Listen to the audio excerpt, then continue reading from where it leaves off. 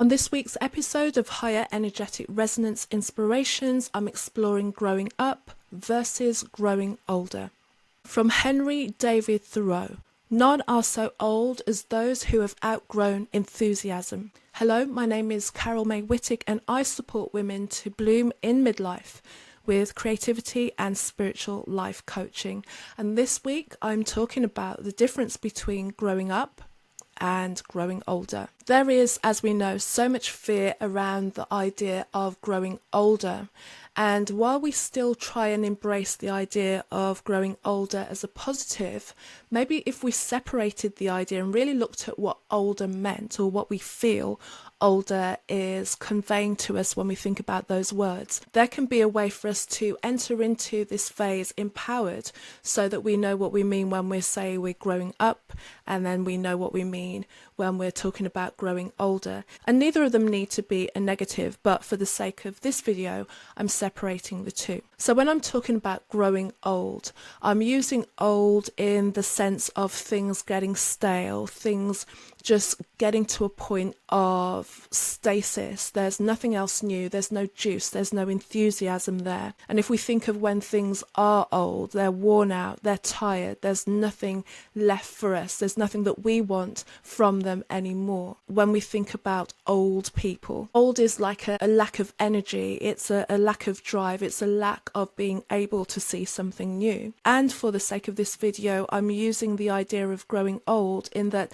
you're in a place of stasis, you're in a place that maybe there's something that's happened and you've not really looked at that, not really examined what it meant to you and how it's changed you. You've found yourself stuck in a point in time, or you're stuck around an issue, stuck around an event, something that's happened, something that you've experienced in your life and yet have not been able to move forward. So it's like you're reliving that day, just going over that kind of groundhog feeling and not really exploring what has happened, not seeing what there is for you to learn in that moment. We all know of people who are old people who have just given up on life, given up on seeing anything new. Sometimes they've grown bitter and hateful, and it's very difficult to be around that energy of somebody who is old. I'm sure also we know people who are old and yet within them they haven't really matured into anything. They still have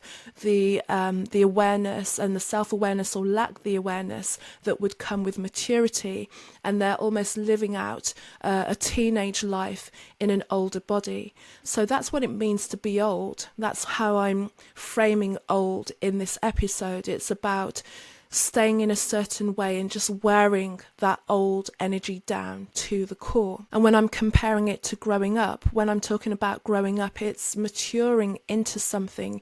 It's taking a look at what has happened and looking at what the lesson is there for us to learn. We've all been through traumas and trials. We've had losses and gains. We've experienced hard lessons. You don't get to be in your midlife without going through some things. But what have you allowed those things to make of you? This is the area when you grow up. When you look at those experiences with curiosity and ask yourself, what have they taught me about myself? What part of me is it showing me that I need to open up and learn so that I don't grow old, that I'm not dragging an old energy with me forward, but I'm releasing it, letting it go. If you refer back to last week's episode when I talked about letting go and see the freedom in that and the self-love that's involved in letting go instead of letting yourself go. But in that growing up, in that letting things go, is to see who is left there. It's very easy, especially if we go through things that have hurt us and have caused us pain, to want some kind of revenge, to want some kind of retribution.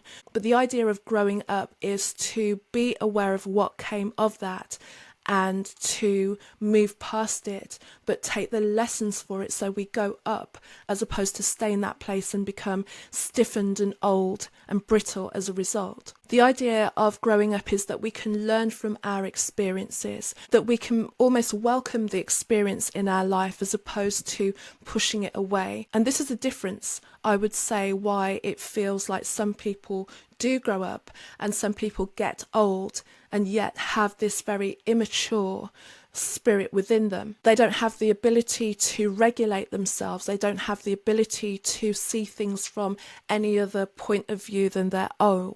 And they continue to respond to the world outside as you would expect a child to do who hasn't yet had the experience of time to really see how things can fit into the scope of their lifetime. Growing up is when we recognize our strength. Growing up is when we recognize that we survived so many things, that we're able to triumph over what life might bring to us, that we're able to create something new out of all of what we've gone through, so we're not just dragging the heavy energy of all of the things that happened to us. There were a couple of quotes that I came across when I was researching this episode, and I want to share these with you.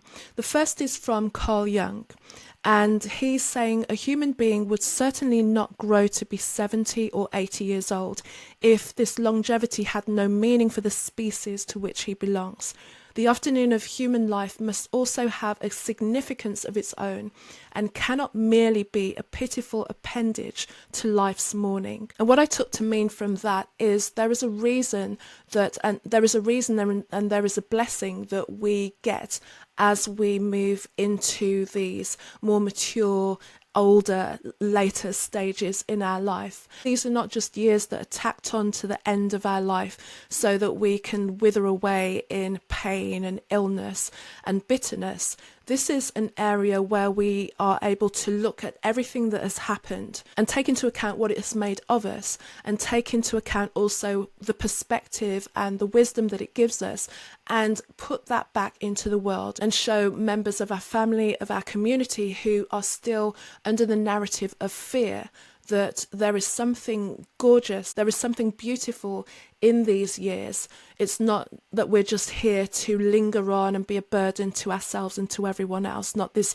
oldness, but this idea of growing up. So as we grow, as we have more years on the clock, as it were, that we're elevating into a higher and more realized version of ourselves as humans in this experience. The other quote is from Albert Einstein, and it's, "Do not grow old. No matter how long you live, never cease to stand like curious children before the great mystery into which we were born." And if we remind ourselves that this life is a mystery, none of us really know what it is that we're doing here, but we still approach it with that wonder. If we grow up thinking, this is amazing, we don't know what we're doing here, we don't know why we're here, but we're going to bring as much beauty and as much curiosity, as much creativity to it as we can. If we keep that idea of wonder, if we keep that idea of thinking about all that we've been through and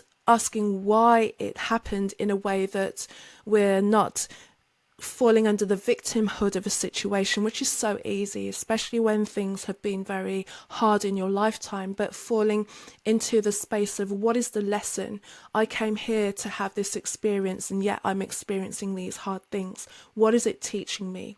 And how can I still be in my heart as a loving human being?